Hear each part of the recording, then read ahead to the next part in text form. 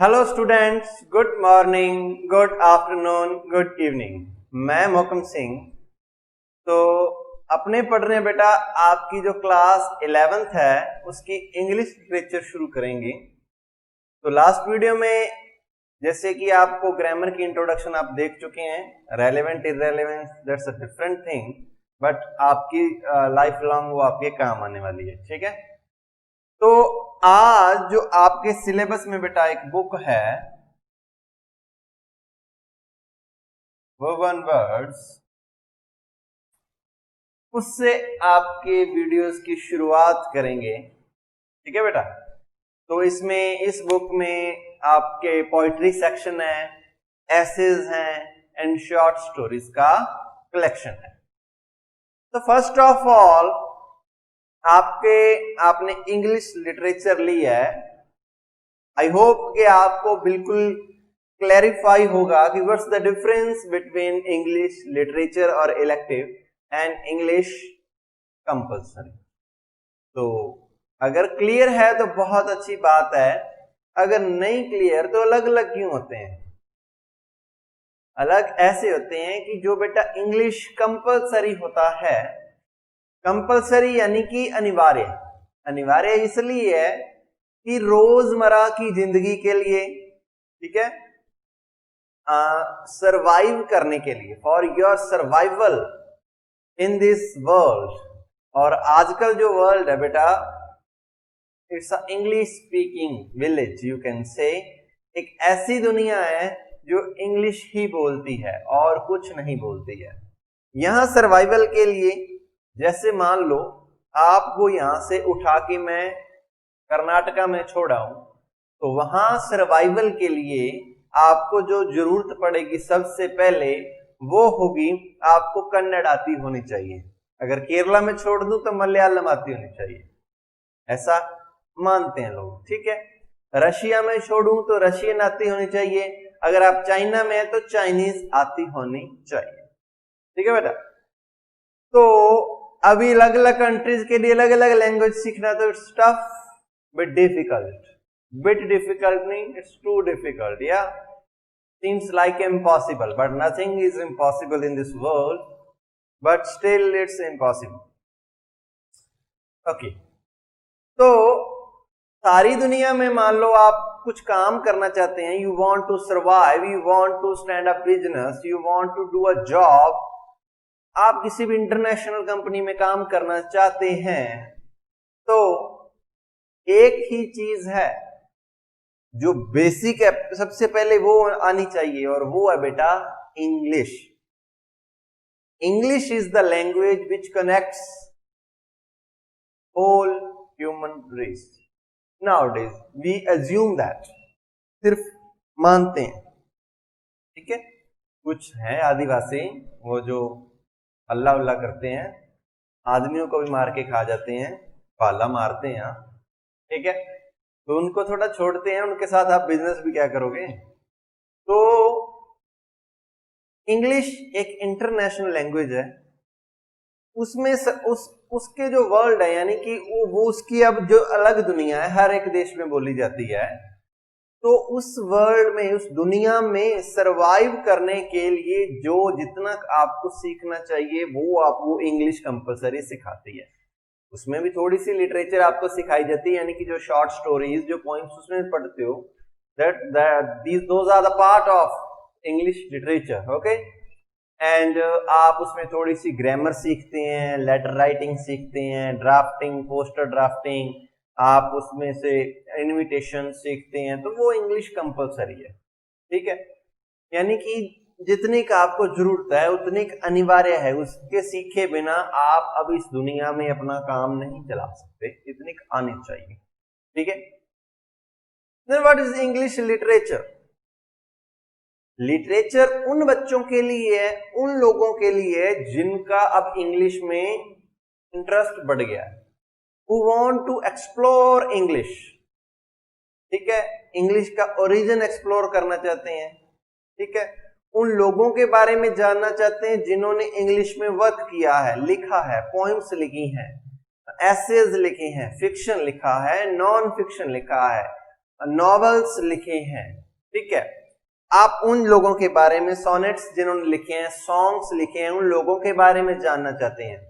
You want to study verses, hymns, you want to study novels, you want to different kind of literary terms, किस किस तरह का literature बना है English में, कौन कौन से देशों में इसका उद्गम हुआ है, कब कब हुआ है, लिटरेचर में चेंजेस कैसे आए हैं according to the different centuries and time periods, according to different dynasties and different rulers. तो क्या क्या चेंजेस आए हैं, मॉडर्निज्म, मटेरियलिज्म के क्या प्रभाव हैं, डिवाइन को कैसे लिटरेचर एक्सप्लेन करता है, मटेरियलिज्म को कैसे एक्सप्लेन करता है, वो इसके हक में है या इसके विरोध में है। तो इंग्लिश लैंग्वेज में सोसाइटी से रिलेटेड कुछ भी जो किया गया है, that is kind of English literature, साहित्य जिसे हिंदी में कहते हैं।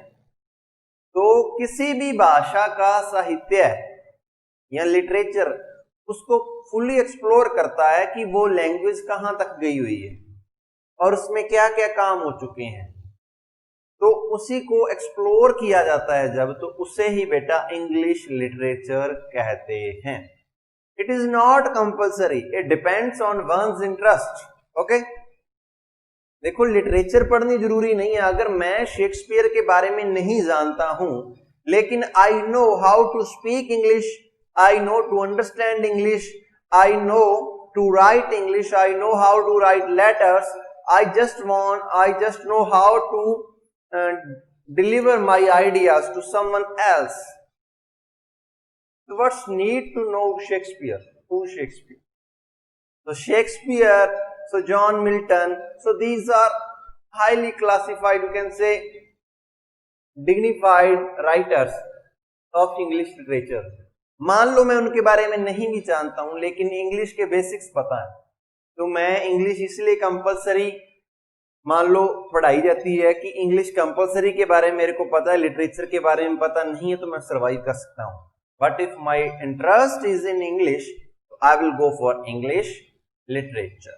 दैट्स द मेन डिफरेंस बेटा बिटवीन इंग्लिश कोर्स और compulsory and between English compulsory and English elective, और you can say literature.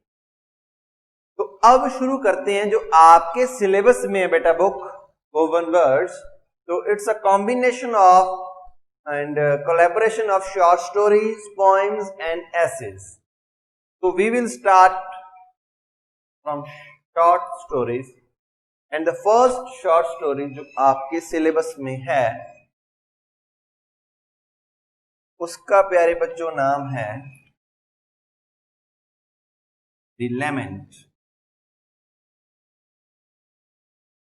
The Lament, ये लिखी है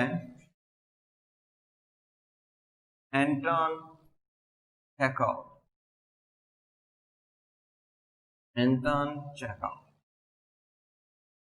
लेमेंट का मीनिंग बेटा होता है, it's you can say expression और फीलिंग ऑफ ग्रीफ और कंप्लेंट, दुख, पीड़ा, शिकायत की जो फीलिंग, इमोशंस, भाव होते हैं, उसे कहा जाता है लेमेंट। यू कैन से हिंदी में से विलाप कह सकते हैं, पीड़ा कह सकते हैं, दुख दर्द की भावनाएं जो चेहरे पर भाव आते हैं उसे कहा जाता है लेमेंट। ठीक है, expressions of can say grief पीड़ा, दर्द को कहते हैं। ठीक है, एंटोन चेखव के द्वारा ये शॉर्ट स्टोरी लिखी गई है। अब एंटोन चेखव क्या है, आपको उसके बारे में थोड़ा पता होना चाहिए। तो बेटा एंटोन चेखव एक रशियन राइटर हैं,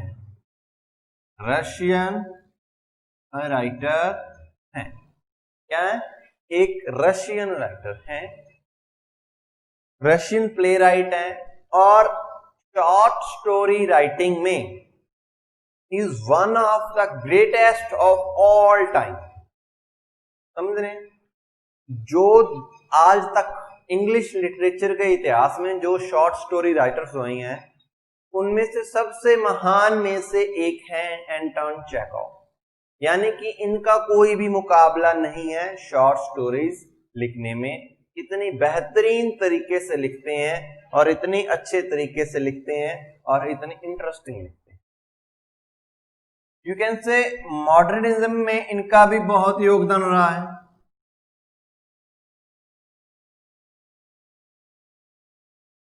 ठीक है, इनकी शॉर्ट स्टोरीज में मॉडर्निज्म की झलक मिलती है। तो एंटोन चेखव का बेटा जो जन्म हुआ वो 1860 में हुआ, जनवरी 1860। तो इनकी जो डेथ हुई वो आई थिंक जून 1904, यानी वाइल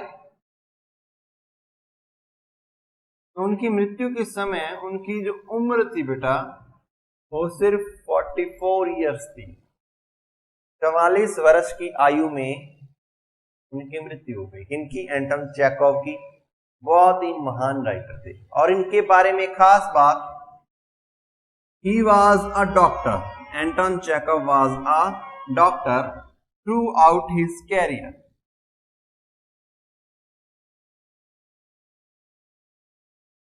यानी कि उन्होंने अपना जो जीवन यापन किया professionally, he was a doctor, and उनका जो मतलब साइड प्रोफेशन था आप कह सकते हैं वो था राइटिंग। इनकी जो पहली शॉर्ट स्टोरी आई थी बेटा फर्स्ट, वो आई थी 1880 में। कब आई थी? 1880 में। एंटोन चेखव की फर्स्ट जो शॉर्ट स्टोरी थी वो 1880 में आई थी। ठीक है, मेडिकल यानी कि डॉक्टर थे, सारी उम्र इन्होंने डॉक्टरी ही की, लोगों का इलाज किया, रशियन थे। मॉडर्निज्म में की झलक मिलती है। 1860 में बर्थ हुआ, 1904 में इनकी डेथ हो गई।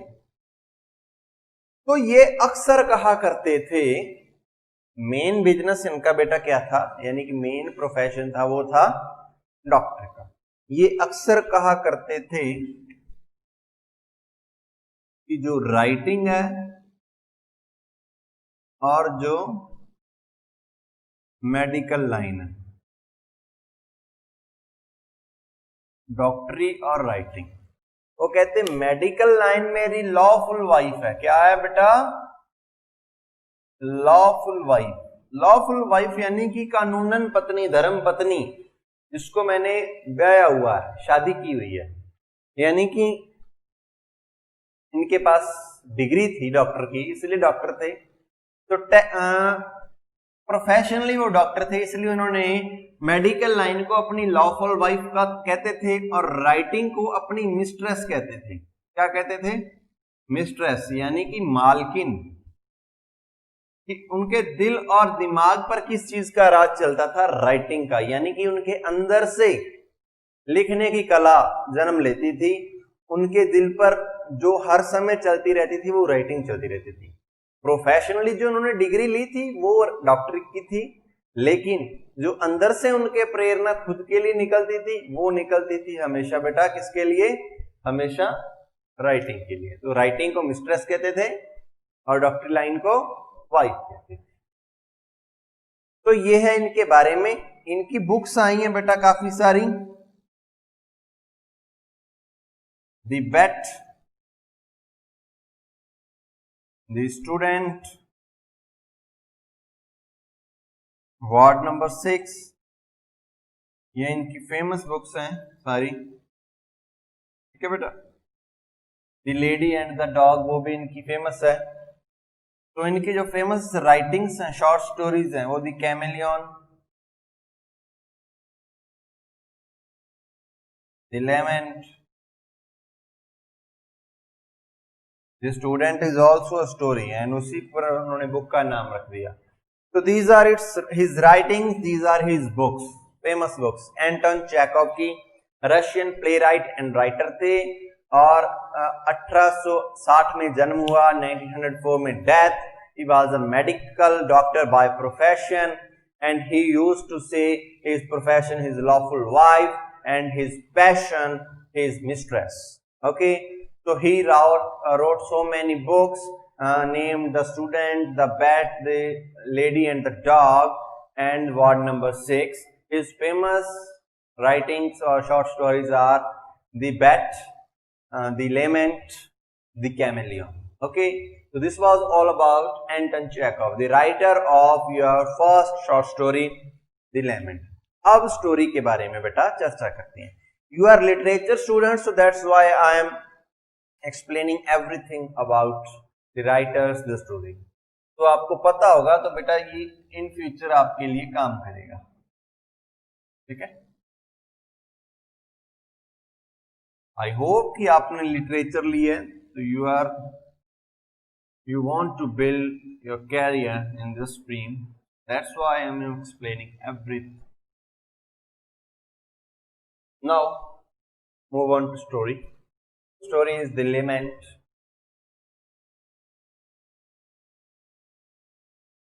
Sorry. Okay बेटा, तो शुरू करते हैं. जो स्टोरी है द लेमेंट वो है रशिया की. रशियन राइटर थे तो रशिया के एक बाजार से शुरू होती है. ठीक है बेटा. तो बाजार का माहौल एक्सप्लेन किया गया है. ग्लूमी, अंधकार में ढला हुआ, यानी कि रोशनी बहुत ही कम है, ऐसे माहौल की कल्पना की गई है. शुरुआत में आपकी स्टोरी में दिखाया गया है कि संध्या ढल रही है, संध्या हो गई यानी कि सूरज ढल गया है और जो प्रकाश है वो धीरे धीरे कम हो रहा है और जो स्ट्रीट लाइट्स हैं उनकी रोशनी उस प्रकाश पर कब्जा कर रही है.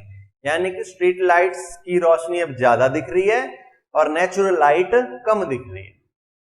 बर्फ पड़ रही है. रशिया के मोस्ट रीजन्स में, लगभग सारे रशिया में बर्फ पड़ती है. तो जिस समय की बात है वो बर्फ पड़ रही है. It's snowing. बर्फ उन लैंप्स के छतों पर कवर कर रही है. लोग चल फिर रहे हैं, उनके कंधों पर गिर रही है, उनकी हैट्स पर गिर रही है, उनकी आईलिड्स पर गिर रही है. ठीक है. Everything that is stable for some times, बर्फ उसको कवर कर रही है. तो बाजार का माहौल है. बाजार में बहुत गर्मा गर्मी है, गर्मा गर्मी है, यानी कि लोग बोल रहे हैं, लगातार चिल्ला रहे हैं, इधर से उधर जा रहे हैं. शाम का टाइम अक्सर सब बाजारों में ऐसा होता है, लोगों को घर पे जाना होता है तो वो अपना वो किराना, सौदा पत्ता, सब्जी, फल फ्रूट, कुछ भी जरूरत का सामान खरीदते हैं. तो बाजार में पूरी चहलकदमी होती है. तो उसी तरह का माहौल है. उसी माहौल में बताया गया है कि एक आदमी है जिसका नाम है आयन.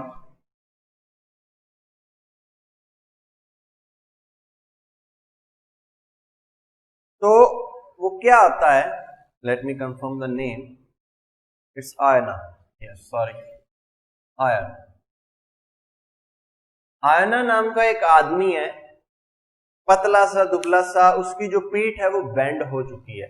इतनी बेंड हो चुकी है जितनी एक आम आदमी बेंड कर सकता है, उससे ज्यादा बेंड झुक चुकी है. और वो एक घोड़े पर बैठा है. घोड़े पर नहीं, यानी कि एक कैब ड्राइवर है. पुराने जमाने में होता था, एक घोड़ा होता था, उसके पीछे एक बग्गी होती थी. बग्गी में बंद एक कमरा होता था, रूम, जैसे रानी महारानी जाती थी, वो कैब से वैसे चलती थी. पुराने जमाने की यही टैक्सी. ठीक है. यानी कि घोड़ा है, उसके पीछे एक बंद बक्सा है, यानी कि ठंड ना लगे जो अंदर बैठा हो, उसको ठंड नहीं लगनी चाहिए. ठीक है. तो लकड़ी का बक्सा होता था, बंद होता था. तो वैसी कैब लेकर वो बैठा था आयना. बिल्कुल दुबला सा, पतला सा, झुकी हुई पीठ, और उसकी आंखें और उसकी हैट, उसके कंधे लगातार बर्फ से भर रहे थे और वो बिल्कुल भी हिलजुल नहीं रहा था पिछले 1-2 घंटे से. उसी तरह उसका घोड़ा था, मरियल सा, छोटा सा, लग रहा था भी कभी हिलेगा ही नहीं. ठीक है. उसे राइटर ने लिखा है जिंजर हॉर्स. ठीक है. तो वो भी बर्फ से भरा जा रहा था, उस पर बर्फ जम रही थी और वो भी नहीं हिल रहा था. ऐसे लग रहा था पता नहीं किस बहुत ही गहरी सोच में दोनों डूबे हुए हैं, मालिक और घोड़ा. यानी कि काफी टाइम हो गया, उनको कोई ग्राहक नहीं मिला. वो ग्राहक की उम्मीद में भी कोई ग्राहक आएगा और बैठेगा तो हम कहीं चल देंगे. तभी आवाज आती है, कैबी, कैब ड्राइवर, वाइबर्ग वे. ठीक है. वाइबर्ग वे, वाइबर्ग वे जाना है तो जल्दी करो, चलो, तुम्हें सुन नहीं रहा. तो वो कहता है ठीक है, बैठ जाओ. तो वो ग्राहक एक ऑफिसर होता है, वो बैठ जाता है, तो वो अपने घोड़े को शुरू करता है, चालू करता है चलाना। तो क्या आता है कि जब वो शुरू करते हैं तो तभी उसको सारे गालियां निकाल रहे होते हैं आसपास के लोग। उसको कहते हैं तेरे को चलाना नहीं आता, ध्यान से इस तरफ चला, राइट साइड चला, इस तरफ चला, ये कर वो कर। तो सारे रास्ते उसको गालियां मिल रही होती हैं। तो वो ऑफिसर भी उसको कह रहा था भाई ध्यान से चला, तेरे को इतने लोग टोक रहे हैं। इससे पता चल रहा है कि वो कैब ड्राइवर था, जो कैबी था आयोना, उसका ध्यान कहीं और चल रहा था, उसके दिमाग में कोई और ख्याल थे। तो क्या होता है कि वो कैब ऑफिसर पूछता है अभी क्या हुआ, व्हाट इज द प्रॉब्लम। उसको लगता है ये किसी प्रॉब्लम है, तो वो कहता है क्या प्रॉब्लम है।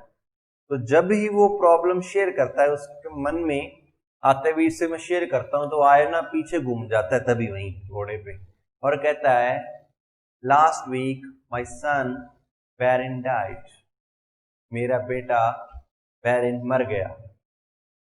तो हर कोई ऐसी बातें नहीं सुनना चाहता होता, ठीक है। सैड, कोई परेशानी किसी की सुनने का किसी के पास टाइम नहीं है। तो वो ऑफिसर इग्नोर करता कहता है आगे देख के चला, आगे देख, आगे किसी में ठोकेगा। तो तभी उसके आगे कोई कार वाला आता है, वो भी उसको गाली देकर निकला आता है आयना को, भाई बुढ़े तेरे को देख के चलाना नहीं आता क्या। तो क्या होता है कि जो आयना होता है वो फिर धीरे से सीधा आ जाता है, उसका दिल टूट जाता है, यानी कि उसको फीलिंग आती है कि लोग मेरी बात सुनना ही नहीं चाहते, ठीक है।